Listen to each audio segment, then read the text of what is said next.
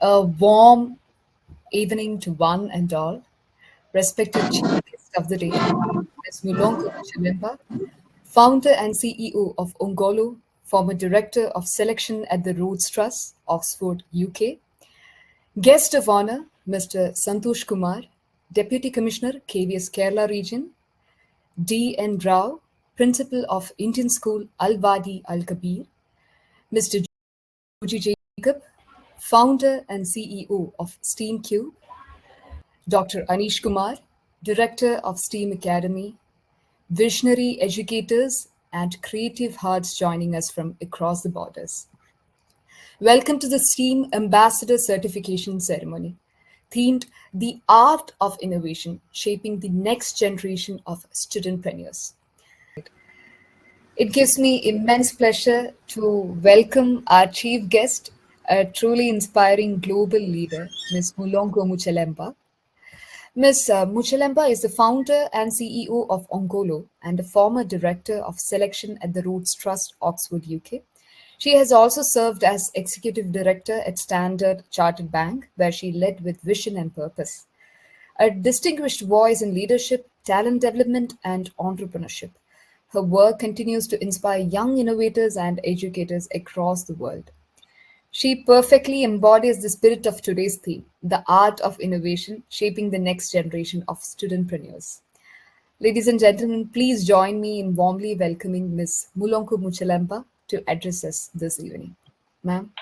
Thank you so much. So, good evening to our distinguished guests, the faculty, ambassadors, and the remarkable educators graduating from the Gold and Bronze STEAM Cube programs today. So, Anu, Poonam, Pavitra, Dalia, Vivette, Ashwarya, Priyanka, Vipina, Surya, Arsha, and Katimathi.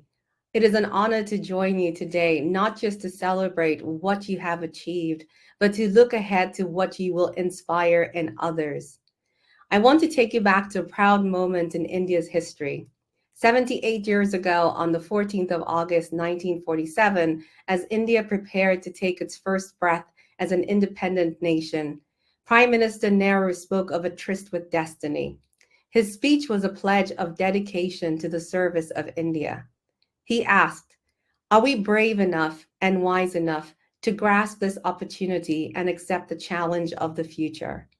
His call to action was, "We are citizens of a great country on the verge of bold advance, and we have to live up to that high standard." That dream was audacious for a nation that then had little infrastructure, few universities, and limited resources. But Prime Minister Nehru understood something profound, that self-reliance begins with knowledge, that if India can master science, technology, and the arts of design and thinking, she will never again have to borrow her destiny from others. He became a staunch advocate of science and technology as engines of national progress. He envisioned a future where technological advances would address the greatest challenges that societies face. And that's why the STEAM Cube program incorporates the UN Sustainable Development Goals. Today, that vision lives through you, the educators, mentors, and innovators who will shape the next generation. India already leads global technological companies. Satya Nadella at Microsoft, Sundar Pichai at Google, Arvind Krishna at IBM, Shantanu Narayan at Adobe Systems. Their success is extraordinary, but it is also a reminder that India produces talent that can lead the world. But the next great chapter will not be written in Silicon Valley. It will be written in India, in your classrooms, your labs, and your communities. Because India doesn't just need exports of talent, it needs ecosystems of innovation. And educators like you are the architects of that ecosystem. You're not only teaching science, technology, engineering, arts, and mathematics, you're teaching how to think, how to observe, how to empathize, and how to create solutions rooted in the everyday realities of India. We're also gathered at an exciting moment, the launch of STEAM for Startups, a bold step to connect education, entrepreneurship, and community problem solving. Just like my old program, Rise, let me share 5 sparks of Indian innovation that shows what happens when knowledge meets purpose, and how they can inspire the startups that your students might one day create. First, Indian scientists have developed a quantum based digital security system, generating truly random numbers to protect data and communications. This breakthrough puts India in the front line of next generation cybersecurity. It is proof that your labs can lead global conversations on technology sovereignty. Secondly, in Bengaluru, a startup called Simple Energy has designed an electric two-wheeler motor that doesn't rely on rare earth metals.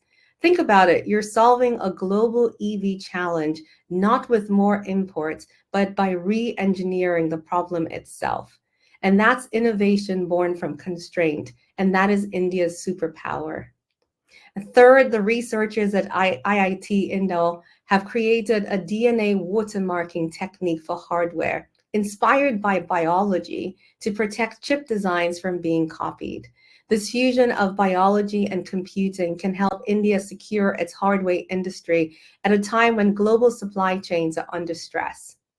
The fourth example is Zoho's Aratai app, a homegrown alternative to WhatsApp, which is redefining data privacy with India First philosophy by not using or selling user data for advertising.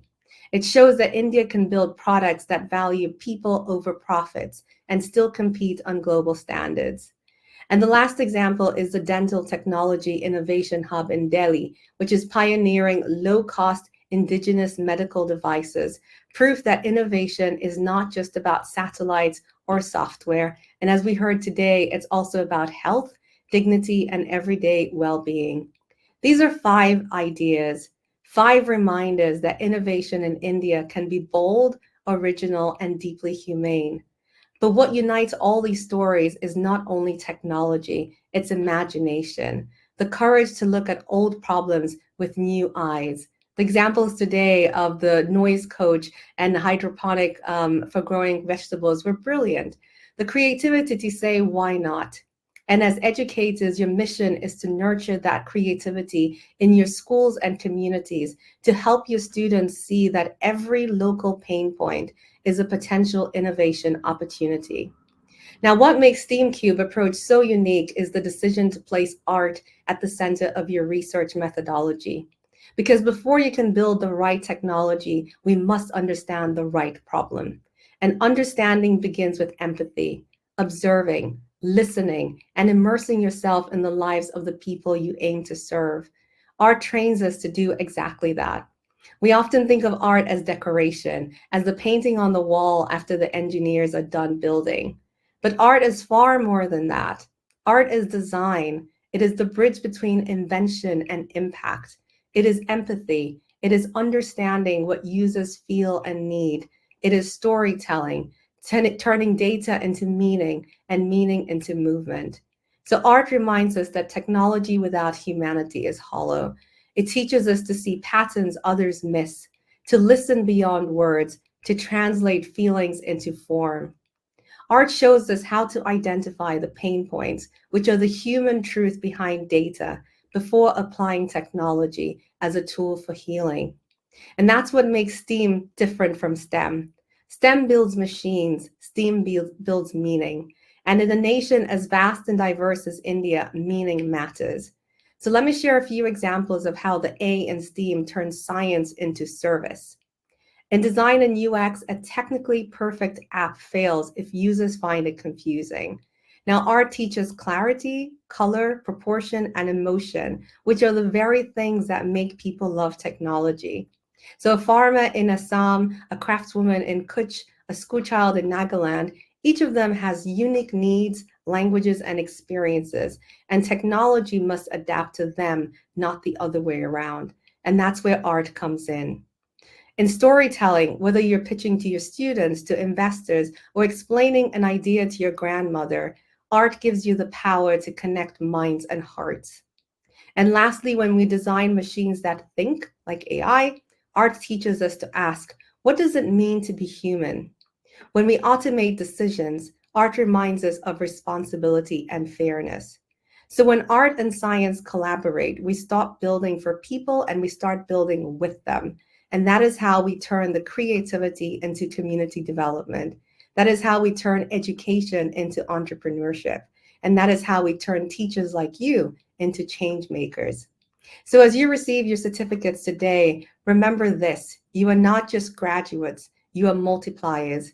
You will return to your schools not only to teach what you have learned, but to ignite others, your colleagues, students, and other civics entrepreneurs to think differently, work in collaboration, and dream audaciously. When you mentor a student to build a small solar powered device or smart health sensor, you're not just teaching skills, you're building a future economy of creators. And through STEAM for Startups, students will have the opportunity to bridge the classroom and the community, the prototype and the product, and the idea and the impact. Each local innovation can become a business, and each business can empower a family, and each empowered family strengthens a nation.